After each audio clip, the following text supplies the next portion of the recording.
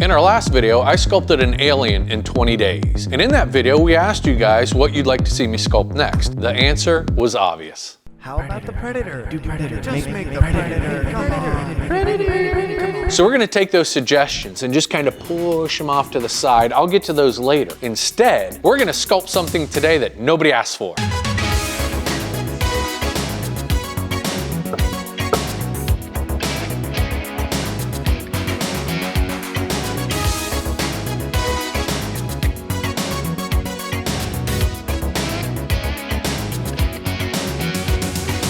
This is my shop I built over 13 years ago. Myself and Craig built the entire shop in just over 30 days. It's over 7,000 square foot with 2 floors. But one thing we overlooked when building the shop was putting in an auxiliary door. Finally, after 13 years, I'm gonna install an easy access door so I don't have to use the large bay door anymore. I even installed a dip switch at the top which activates a spinny light so I can see when people come into my shop. This video isn't going to be about me building an 8-foot door. I'm not gonna show you me building a door. I'm gonna show you about what goes on the door. I'm going to hand sculpt a door knocker from one of my favorite movies starring David Bowie, Labyrinth. But I don't have a lot of time. It's just a Saturday, Sunday sculpt. So let's get to it. I needed a reference, so I went to the interweb and found some that I liked. Now I needed to make a template very quickly. That's right, you heard me, Blake of BM Sculptures. I'm making a template. I'll be using a template because this is a very quick sculpt, and that will give me the outer perimeter of exactly how big it needs to be. Then the whole 3-dimensional part, I'm just gonna blow foam and go for it.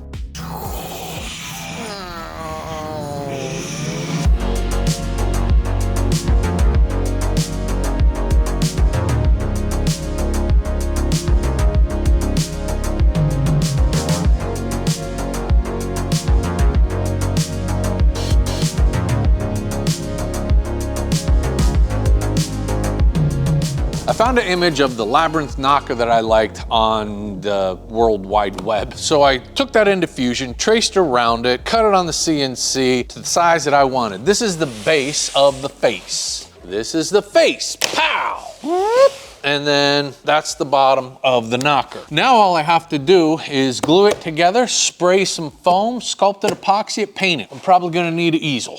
I prefer to use an easel as opposed to working on a table. An easel allows it to be upright, so you can see exactly how the shadows are gonna act, how everything's gonna act. A great benefit of having an easel is something might not look right and you're not sure, turn the thing upside down. Whether it's a painting, a relief sculpture, anything, turn it upside down and it'll jump out at you that what needs to be changed.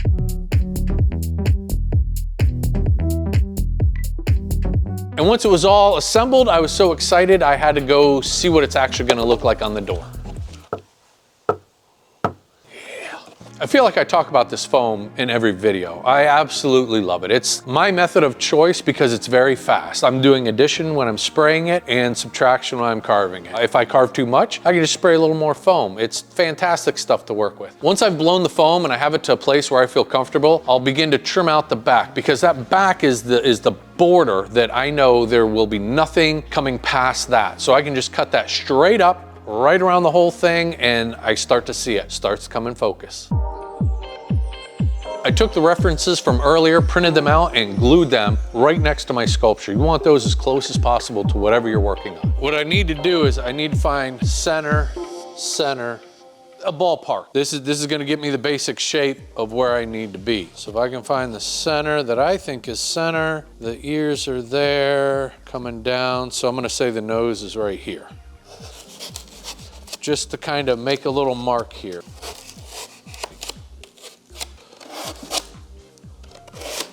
So this is gonna be the highest coming right into here. So I know I gotta cut this down in order for that to stick out.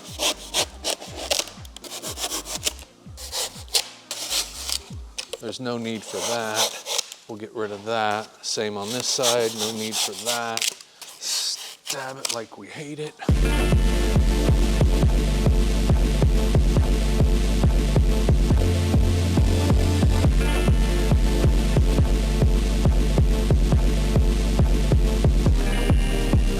So I knew I wanted the ring to swing. That meant I needed clearance where the lips come together. And I'm not gonna get in there with the knife and try to dig behind it, so I figured I'll just jam a piece of PVC through that. The reason why you want those references so close, a lot of times people that want to get into sculpting or painting or whatever it is, you'll look at the reference and then you have it in here, and then this and this don't really talk to each other as well as you think they do. Your brain is telling you how it should be, and you can't. You've got to shut the brain off and trust what your eyes see. So when you're sculpting, this is all that it is, just back and forth, back and forth. And you'll be amazed how much better your sculptures or your paintings or your drawings turn out when you're constantly looking at that reference. Have it close. You don't want to do this all day. You'll get tired. Just move your eyes. Move your eyes. Keep everything close and tight, and you'll be pleased with the result. So I got this to a place where I feel comfortable with it. I'm not worried about, empty spaces, because that's just gonna get slammed with epoxy, smoothed out. So time to throw some epoxy on it. There's a big disbelief out there that better tools make you a better artist. There's really only three things you need. You need eyes, hands, and a mind. Your mind helps you figure out how to do it. And once you're to that point, you shut your mind off and trust your eyes and your hands and just do it. There's no tool out there that'll make you a better artist. The only thing that'll make you better is just doing it.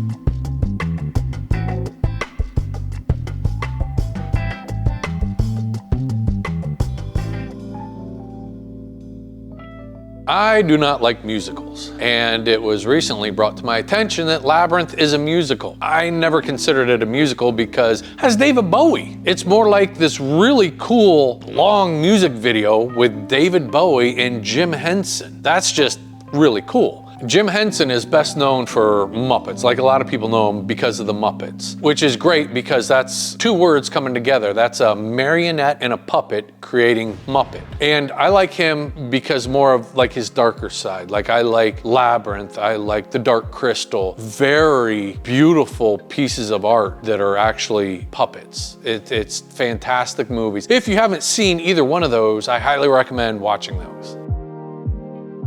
This is a project that I've had on my mind for many, many years. I've always wanted this door knocker on the doors of all my shops that I've had. Problem is, some of those doors were glass, some were small doors, and it wasn't the right time. Like, I just felt like this isn't my shop. It was either a space I was renting or sharing, but since I built this shop with my hands, this is now the correct time to do this sculpture.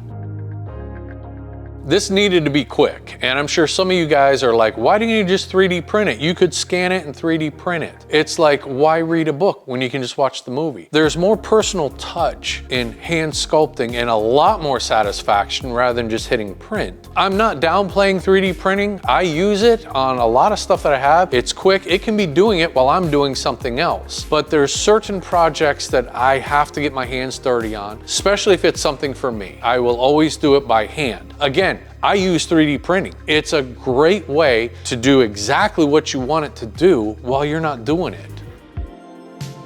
When I'm sculpting and it's just my mind is shut off and I'm looking at my reference and my sculptures, I talk to myself. I've always done that. I'm always talking to myself. And since it's an audience of one, I kind of make it fun for myself. So I'll do a pirate accent as I'm carving, or, sometimes I've got like this little British accent that I just kind of go with, and sometimes they get mixed together, like, matey, would you want any biscuits, bangers and mash? Just have fun with it. You're just out here by yourself having fun.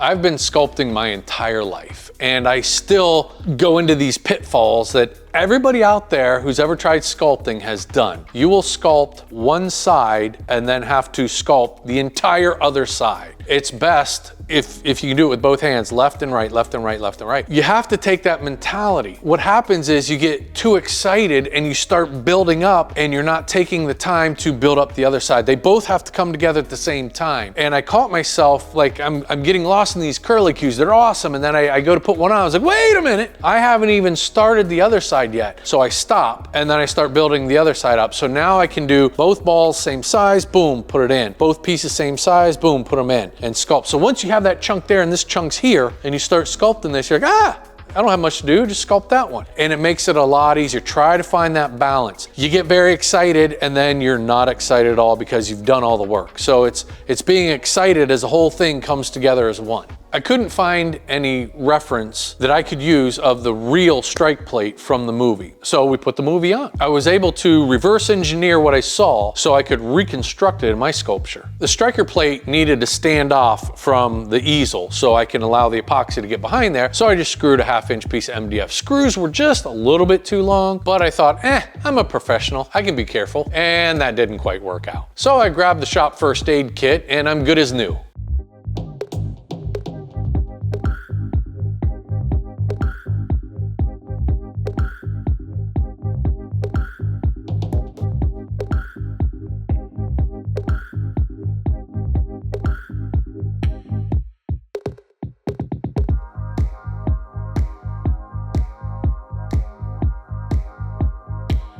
And just to prove to you guys that you don't need big expensive tools, I needed a perfect circle. So the closest tool is the right tool, and that was my coffee cup. So I drank the rest and a little bit of coffee got on there, but it's all right, it's all right.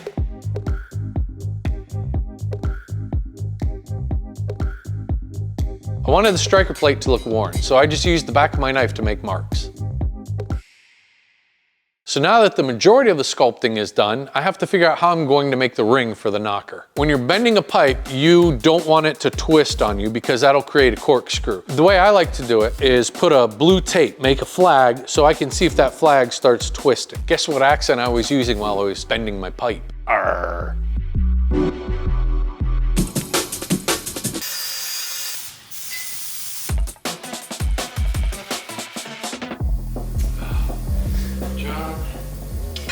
You're an idiot. You take it out the wrong side, didn't you? That done dropped your gum when you went through the window. So I take it over to the face, line it up. That way I know exactly where I need to cut the pipe. Made my cuts, and then over to the precise bending vise.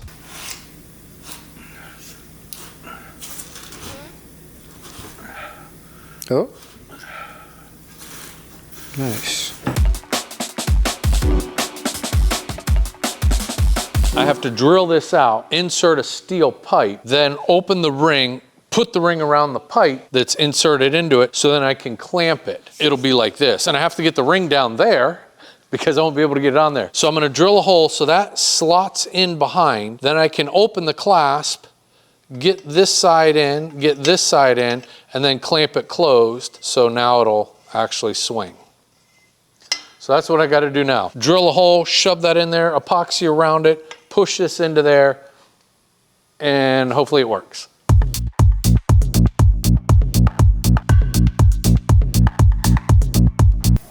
Little cigar. Hey, boys.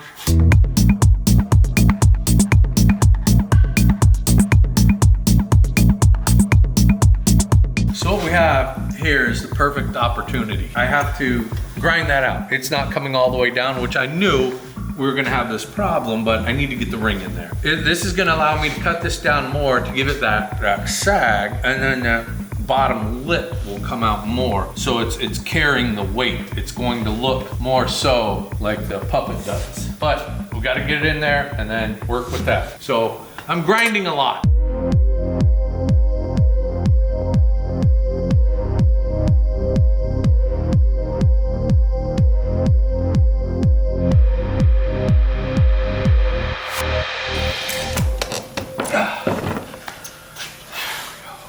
Oh no. Perfect. The straps did exactly what I wanted them to do. They compressed that tight enough into there and created the oblong shape that it truly is. Now for extra insurance, I'm just gonna melt the metal together.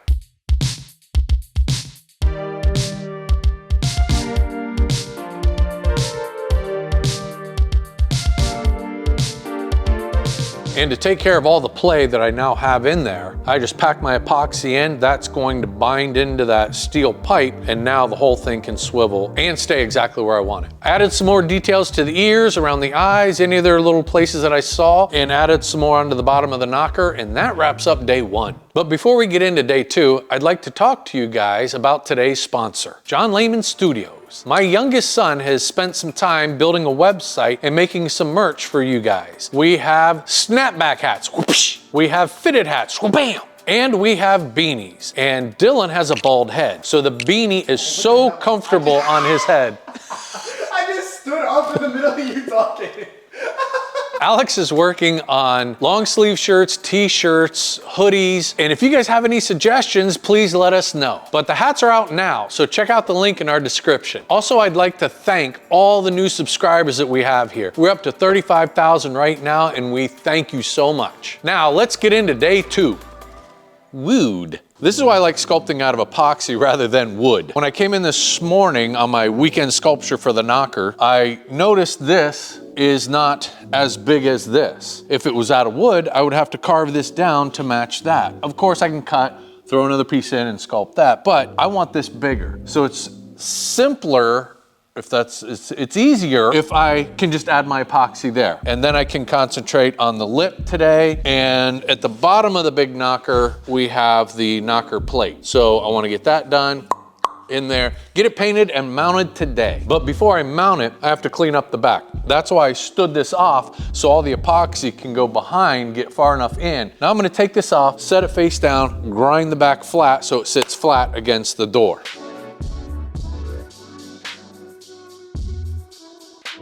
I got it, Dylan, I got it.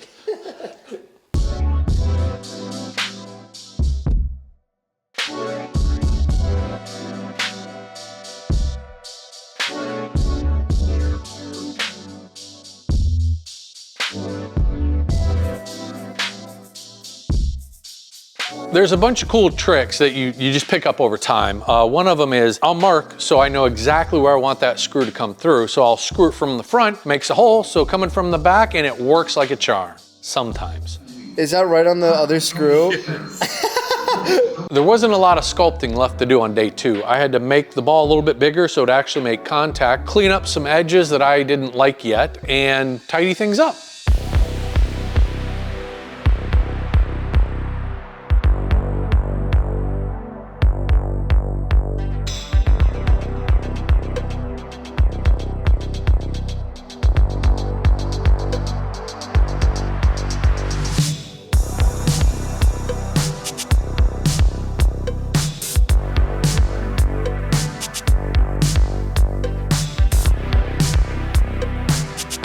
The actual door in the movie has a certain shape to it. So I was gonna get some cedar and stain it and cut the shapes and do all that, but I can't. This is only a 2-day sculpt, so I'm just painting the door and putting it on.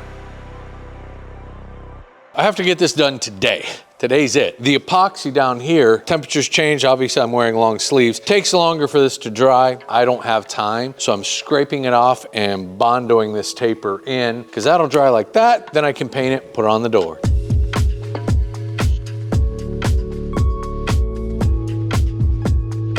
Nobody likes sanding Bondo. So the trick to sanding it is hit it while it's gummy. Use a very low grit sandpaper like 36 grit and just go at it. You can clean that off real quick because it's not hard yet with a wire brush, and then do it again.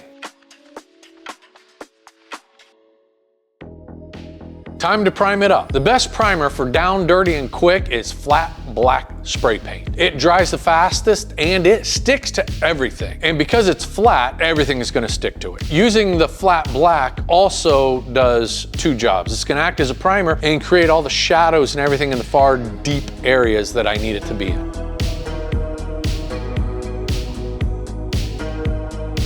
Now it's time to start putting on the metallic paint. I like Modern Masters. They have the most authentic metal paints out there, in my opinion. They also have chemical reactive paints, which are great, but I like to control everything, so I make my own washes over top. I'll use something like a scrap piece of PVC for my palette for my paints. The paint's not going to stick to that. It won't absorb into it as if I were to use wood. And you just run your brush through there and wiggle it out real quick. You just want dry brushing and then just go to town on it. There's really no wrong way to dry brush other than to have a wet brush. So make sure you get the paint out of the brush and just wiggle that paintbrush all over the place. In order for me to bring the real color out that I feel this knocker is, I used a brass and then an aged bronze. And you don't mix the two together because you're kind of killing the layered effect. So I'll base coat it all with one and then come back and just hit certain areas with the other, leaving some areas like the nose and the cheeks where people would be rubbing on it a little bit brighter than the rest of it.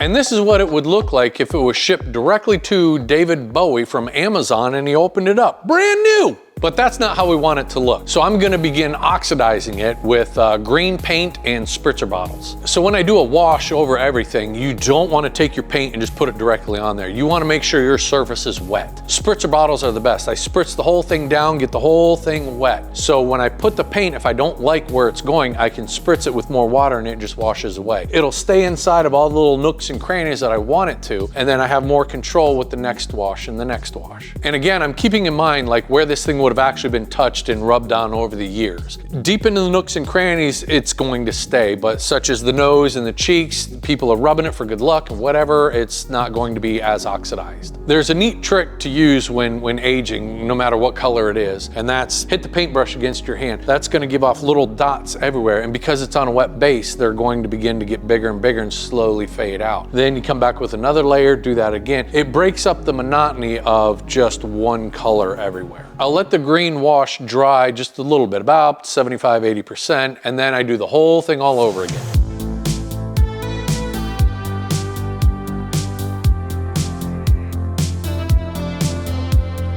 I'll come in with a paintbrush when it's just about dry to really accentuate the areas that I need to. Little nooks and crannies here around the eyes, the nose, really helps differentiate and bring more volume to the nose or around the eyes. And with those final touches, this big knocker is ready to be installed. I let it dry overnight because I didn't want to handle it placing it onto the door, so we install it first thing Monday morning. When we're mounting the knocker, we kind of slide it around a little bit to see exactly where we want it to go. We'll then run screws in, and then to hide the screws, a little plumber's putty and a little touch-up paint. After that, touch up on the door, and just like that, I have a big new knocker for my brand new door. These are fun, quick builds that I really enjoy doing over a weekend. This was a large milestone in my life that I had wanted to do for such a long time, and I just needed the right door in the right shop in the right time, and this weekend was perfect. Make sure you guys subscribe so you don't miss out, and we'll see you next month.